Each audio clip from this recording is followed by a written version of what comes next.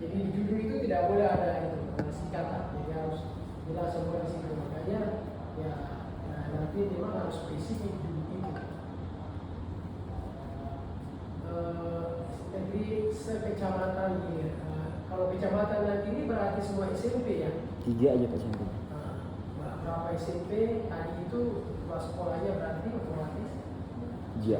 Yang tadi terus pengawas sekolahnya? Iya. Jadi itu nanti akan menjadi rekaman semua di metode. Terus tadi dari masalah yang dikemukakan itu kalau pengawasan mutu ini jadinya terlalu luas menurut saya. Ya. Tadi dari sejumlah permasalahan yang menurut saya ini ada beberapa data yang dikemukakan itu lebih mengarah sebenarnya peran pengawas mutu pendidikan. Di pertanyaan saya, ada berapa pengawas mutu pendidikan di Kabupaten Tanah Timur ini di KTT istilahnya? Ya. Ada berapa? Kalau izin Pak, kalau pengawas sekolah binaan itu ada satu. Kebetulan di sana sekolahnya sedikit Pak. Sekolahnya sedikit aja. Jadi bukan, pengawasnya ada berapa orang? Pengawasnya ada 8 orang Pak. 8 orang. Ya, kalau ada 8 orang itu cukup untuk mengungkap suatu penelitian kualitas. Oh, iya. Ya, berarti ya mungkin memang itu ya bahwa meneliti peran pengawas itu pendidikan. Tadi ada fakta mereka tidak datang. Iya. Karena jauh. Walaupun kalau tidak salah ini 13 kilo dari tidak jauh Pak, ke Jakarta ratusan kilo pun itu masih dekat. Orang Jakarta itu datang makan siang baru ya Pak. Itu dari depan selalu ya. Jadi itu Mas, kalau saya mungkin ini fokusnya dulu perlu di pertanyaan ya. Karena kalau pengawasan itu jadinya menyebar ke mana-mana ya. Pengawasan itu di sekolah terlibat, orang tua juga ikut terlibat, sehingga terlalu banyak nanti.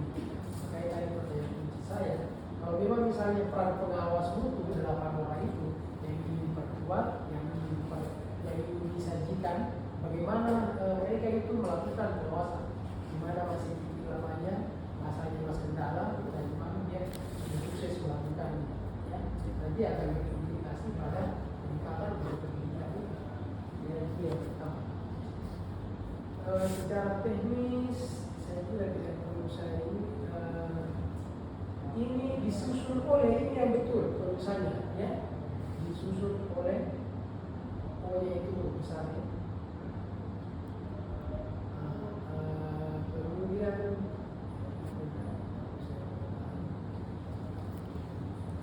hukum ada di atas tadi itu fakultas.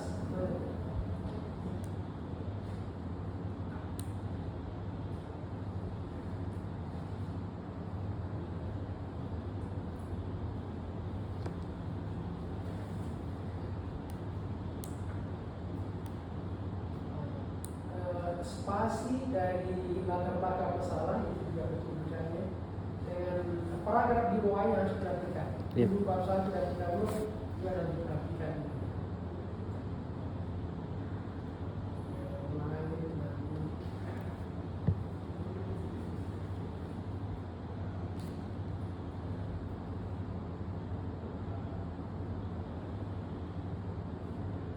Ada opini baik dan tidak menunjukkan masalah, misalnya itu menunjukkan sinergi peran pengawas. Ini menghilangkan tadi opini itu. Jadi di latar belakang itu memang yang harus dimunculkan itu gapnya ya, masalah yang dihadapi. Jadi jangan justru dibalik opini terbaik yang dikemukakan. Terus ada instruktif sekolah dasar, padahal kan di dulu sudah SMP ya. Jadi itu dibuat saja.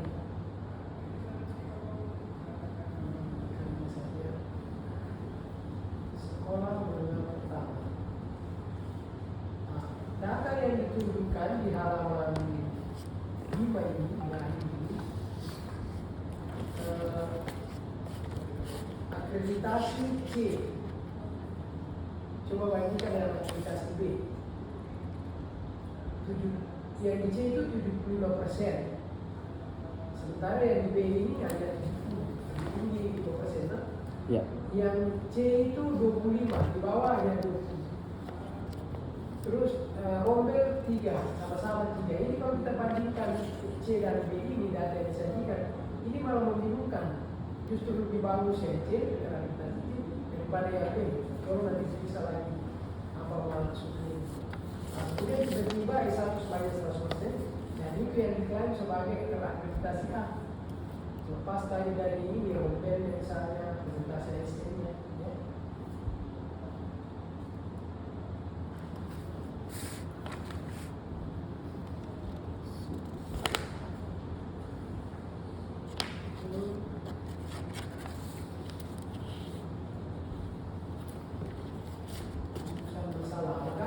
Masalah ini tiga yang dirumuskan tadi ini menjadi apa?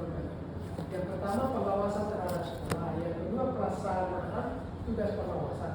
Makanya tadi saya coba simplifikasi, mungkin yang fokus di itu adalah pada peran pengawas untuk pendidikan. Sehingga peran ini ada apa namanya, ada pedomannya ya. Pedoman pengawasan itu kayak apa yang dipegang oleh mereka. Itu nanti yang divalidasi di lapangan. Sehingga kalau begitu itu akan menjadi apa namanya, penelitian verifikasi ya, penelitian apa namanya, mungkin implementasi ya. Karena kalau evaluasi ini pada faktor pendukungnya juga nanti mungkin perlu dikembangkan. Itu di latar belakang masalah ini ya. Kemudian di teori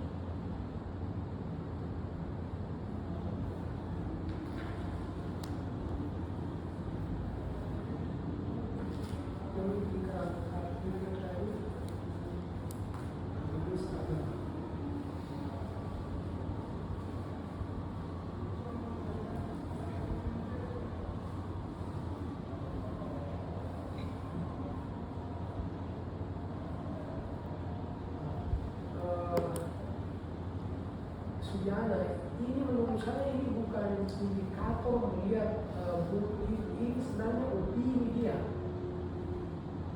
Coba perhatikan baik-baik. Pengawasan dilakukan secara proporsional. Ya, ini opini tidak mengukur mutu pendidikan, tidak mengukur pengawas mutu itu. Ini teorinya ini harus dipertimbangkan baik-baik menurut saya. Adanya tindakan perbaikan. Yang di kerangka itu tadi ya, yang Mas sampaikan, sehingga ini harus ditinjau ulang menurut saya ini ya. Teori sejarah ini bukan teori, beda tadi misalnya Pak Suraman ya, 5 dimensi digunakan untuk kalau ini opini pengawas harus dikaitkan dengan tujuan dan kriteria. Itu gimana nanti personalisasi instrumennya. Ini anjuran opini dalam rangka memenuhi kriteria itu sebenarnya. Jadi dia bukan alat ukur. Ya. Jadi ya kalau penjual itu ya gunakanlah timbangan yang sesuai takaran yang sudah dikalibrasi. Justru kalibrasi itu adalah yang menunjukkan bahwa timbangan itu benar. Ya. Jadi ini apa namanya? Katanya harus diulang lagi menurut saya itu. Terus kemudian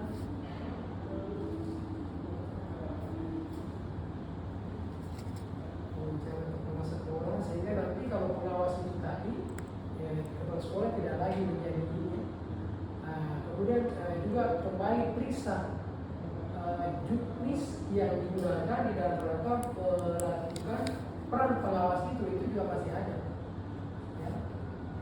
Terutama dari tingkat kementerian itu. Tapi saya bandingkan dengan itu, karena itu tidak bisa dijadikan ini apa namanya tesis ya. Biasanya kebijakan tidak bisa berdiri sendiri, tetapi harus didukung dengan teori itu. Walaupun kebijakan itu dibangun dari kurikulum. Yang menarik dari Mas ini itu sudah ada pengumuman wawancara ya terhadap seluruh informan yang sudah digunakan. Saya kira itu dari saya, Mas. Ya. Baik, terima kasih. Teknis kalau saya ini nanti kita lihat di dalam. Iya, Pak.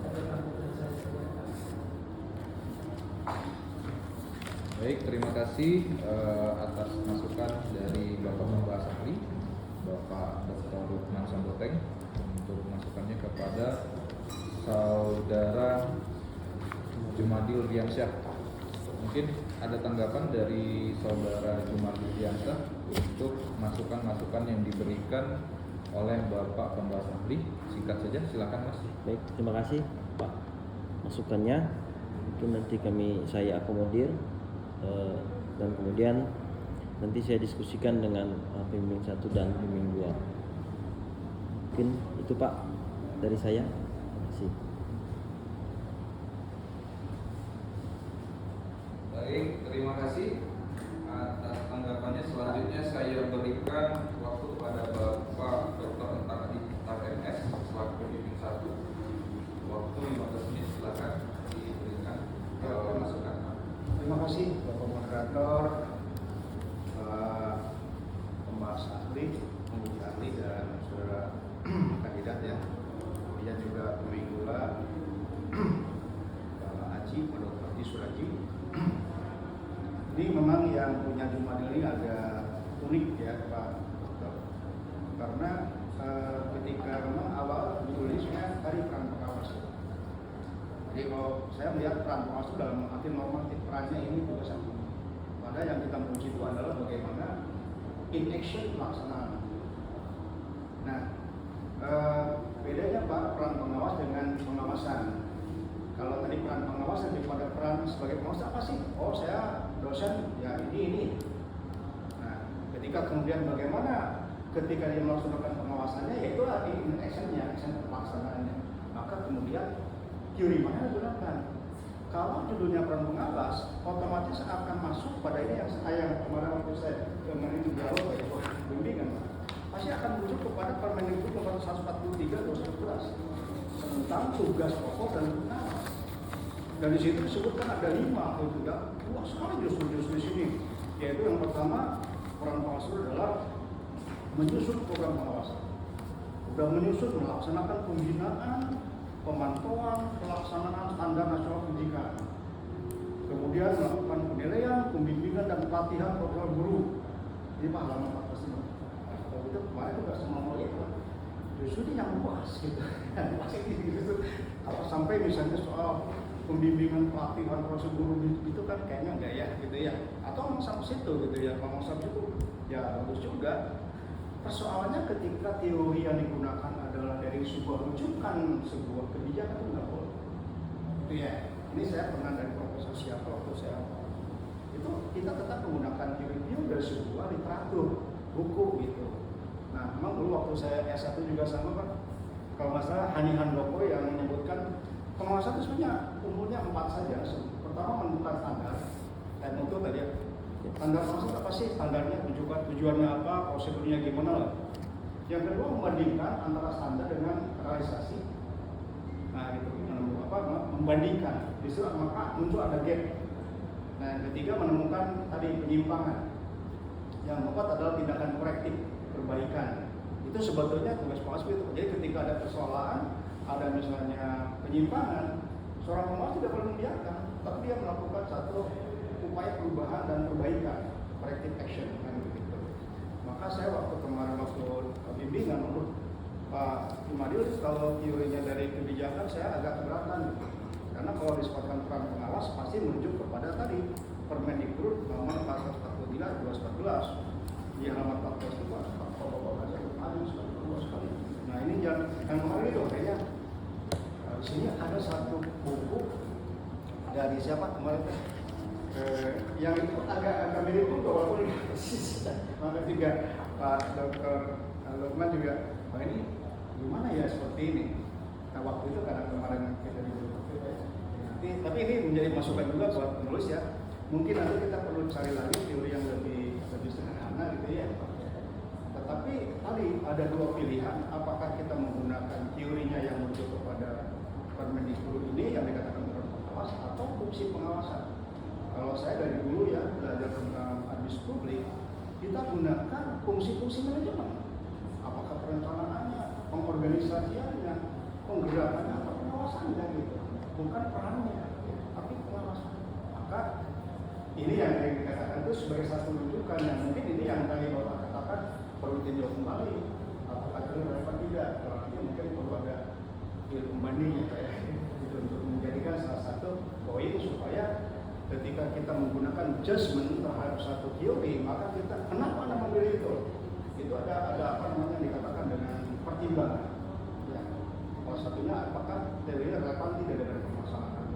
Ya kalau hubungan kadang-kadang ada yang relevan ada juga yang enggak ya. Ya saya nggak tahu karena begini pengalaman saya. Kalau yang kita acu itu adalah orang Indonesia, seringkali itu hanya opini. Beda ketika orang luar negeri itu menyajikan, itu memang riset mereka. Ya. Jadi memang harus hati-hati kita memilih teori. Itu yang seringkali saya temukan. Jadi hanya opini saja. Ini tadi anjuran saja kan, supaya kawasan itu baik, anjurannya ini supaya sehat, jangan minum kopi tidak pagi gula. Tapi mereka dia tak pernah riset. Apa yang dia sampaikan itu tidak lagi dari riset. Beda tadi ketika misalnya Pak Surapan itu riset bertahun-tahun ya kepada seluruh aspek pelayanan yang ada. Nah, terus akhirnya dia reduksi dan dia menyederhanakan apa namanya jenis-jenis yang dia pakai. Dulu itu saya ini Pak, saya coba video semua tadi ya faktor-faktor yang berpengaruh. Kan kalau kita kan ini nggak ya salah apa salah. Tapi kan nggak pernah kita buktikan bahwa seberapa besar itu seberapa besar itu berpengaruh. Nah cuman kelemahan kita seringkali ketika pejabat federasi itu membukakan, oh enggak sudah, nah itu pasti menjadi sebuah teori yang ini. Padahal teori itu salah satu ini harus teruji dia, pernah diriset. Jadi bukan sekedar diucapkan saja, diomongkan saja. Dan lebih hebatnya lagi. Kita baca beberapa buku ini kita menyimpulkan seolah-olah itu menjadi teori kita. Nah itu lebih hebat lagi. Ya. Jadi itu bedanya kalau mereka, makanya mereka itu setiap saat setiap waktu ada jurnal yang dia hasilkan, tapi jurnal itu dari risetnya, ya. Dari objek-objek yang berbeda-beda, sehingga dia yakin betul ya, bahwa ini memang instrumen yang valid untuk mengukur apa yang saya ingin. Misalnya sudah diujikan di barang, di jasa, di pasar, di mana, ya, sehingga ya. Ya, baik. Jadi mungkin ini kan PT1 supaya ada solusi ya, yang sama itu kan nggak main. Jadi tadi kan kalau juga ada peran pengawas rujukannya kepada apa itu kan agak sulit juga karena banyak sekali. Mungkin yang akan diberikan solusi tadi adalah teori yang dari Sujana ya. Mungkin nanti perlu dicontoh kembali, kita coba cari teori lain tentang pengawasan ya, supaya lebih penting ya. Saya kira itu tadi nggak clear ya. Saya jadi kita dulu itu, jadi kebijakan yang itu nggak bisa dijadikan ini. Waktu saya dibimbing kerja pada Mas, kalau Anda mau ambil permepa sebagai dasar dalam melihat kualitas pelayanan, kalau permepa ini sudah tidak berlaku, maka bisnis Mas akan disimpan, akan dikeluarkan dari perpustakaan, yang bisa diwujudkan itu bahaya. Jadi betul. Teori yang dipakai itu adalah memang harus teori yang dikemukakan oleh orang yang pernah meriset. Jadi nggak boleh kebijakan hanya berbuku saja. Tapi kita sebagai orang lapangan harus bisa mempetakan. Yang dia maksud ini adalah di sini sisi kebijakannya.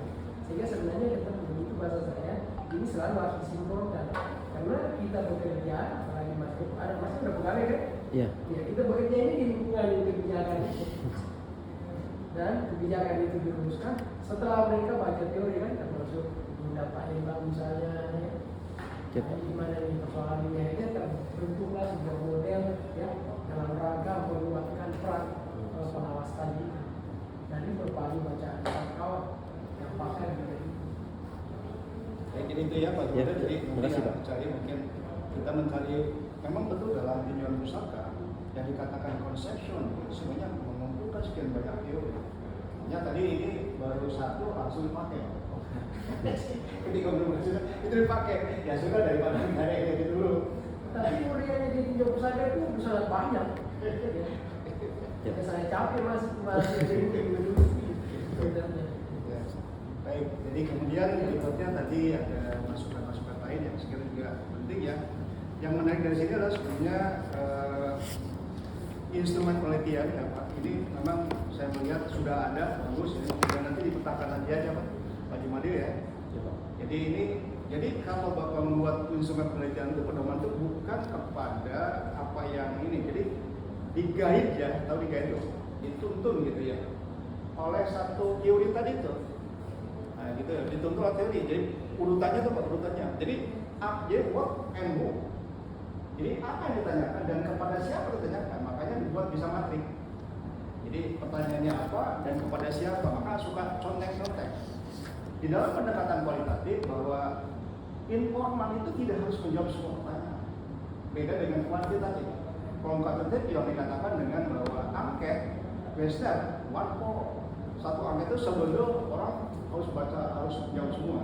Jadi kalau namanya wawancara, nggak, misalnya masyarakat ditanya tentang keuangan nggak tahu, masyarakat kan nggak tahu. Jadi dia akan ditanya poin-poin yang berkaitan dengan ini dia, katakan status, peran, dan sebagainya itu ya. Jadi ini pedoman sudah bagus ya, cuma nanti tolong dipetakan lagi. Nah ini PR buat Pak Jumadil yang ketiga ini adalah nanti menemukan kembali, mencari kembali yang teori yang lebih relevan lah. Siapa? Yang disarankan oleh penguji ahli ya.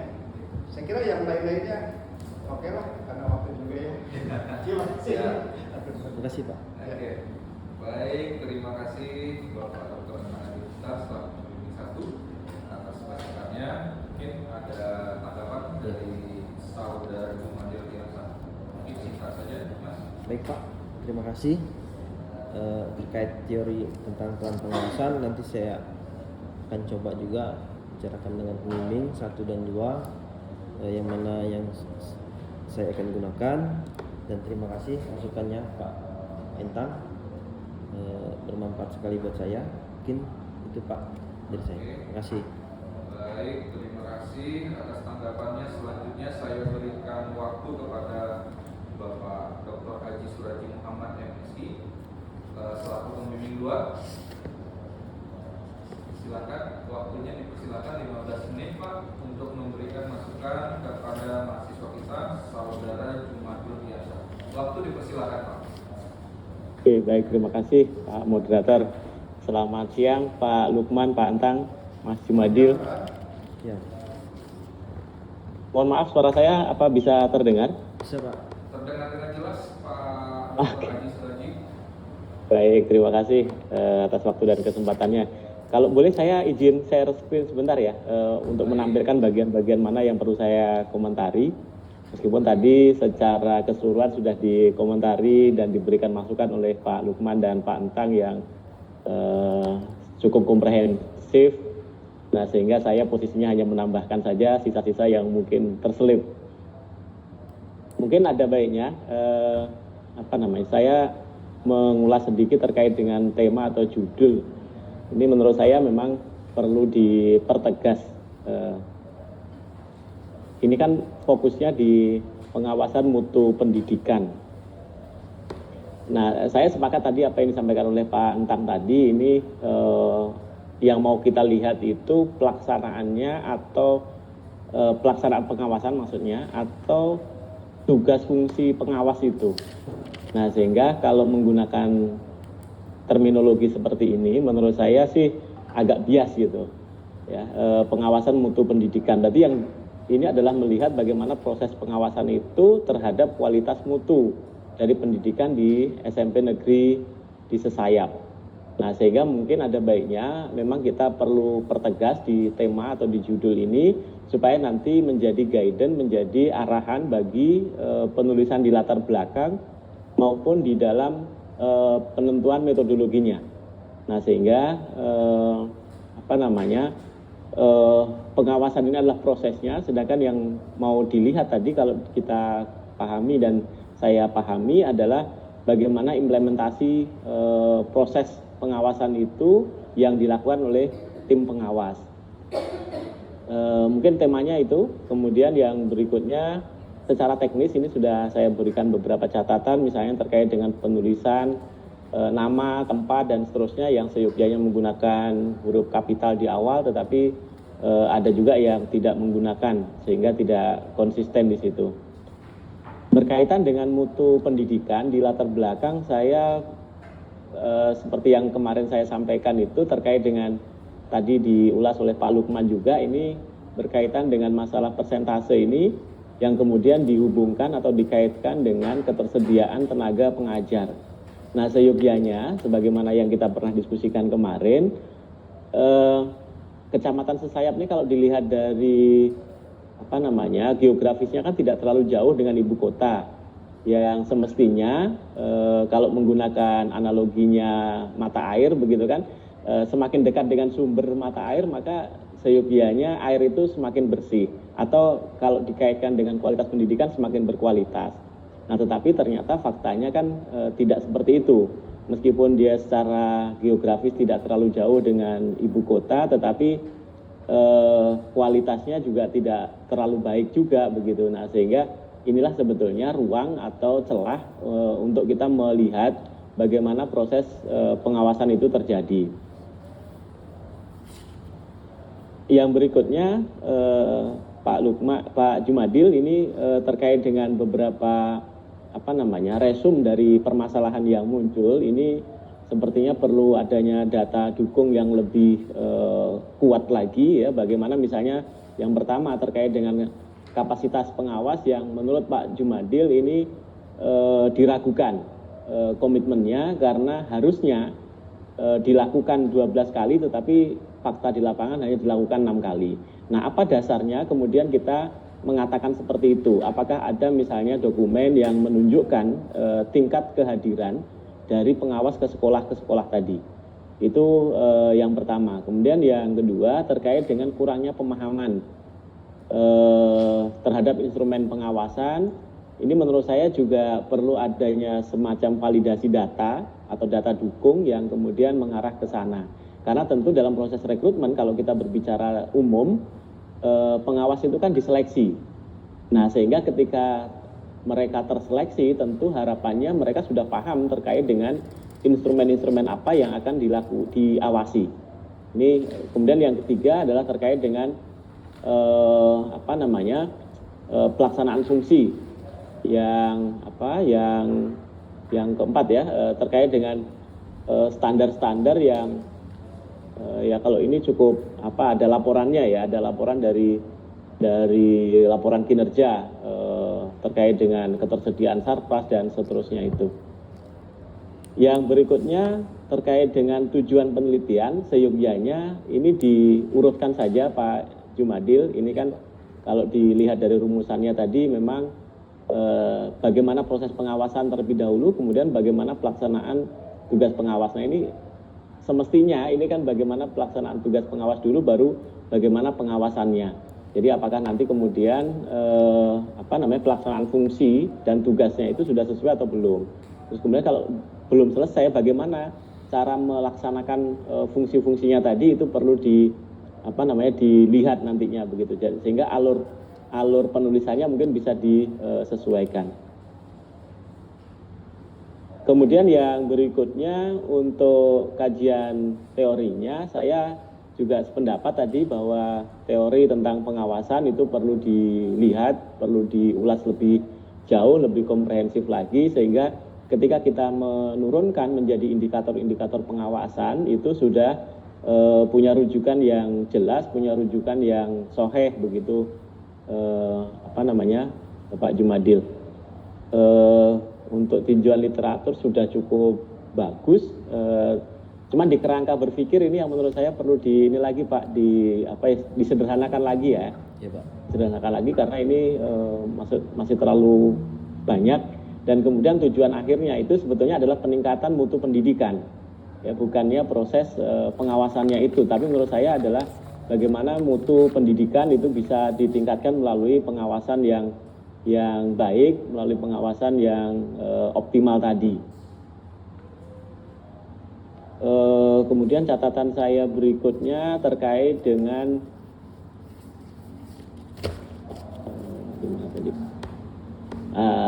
ini terkait dengan wawancara yang nanti akan dilakukan ke stakeholder yang terlibat langsung dalam proses peningkatan mutu. Ini sebaiknya kalau dalam penelitian kualitatif itu tidak menyebutkan jumlah, tetapi menyebutkan para pihak yang berkaitan secara langsung dengan tema penelitian kita.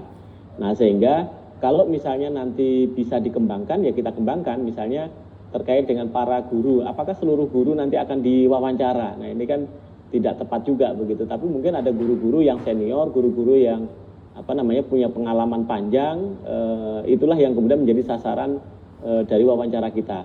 Dan saya juga sependapat tadi dari Pak Entang bahwa tidak seluruh unsur yang mau kita gali itu kemudian kita tanyakan ke seluruh informan, karena nanti tentu kalau misalnya terkait dengan kebijakan yang lebih tahu kan tentu kepala dinas bagaimana proses rekrutmen daripada pengawas, dan ini tidak relevan kalau misalnya nanti ditanyakan kepada pengawas apalagi kepada guru dan seterusnya.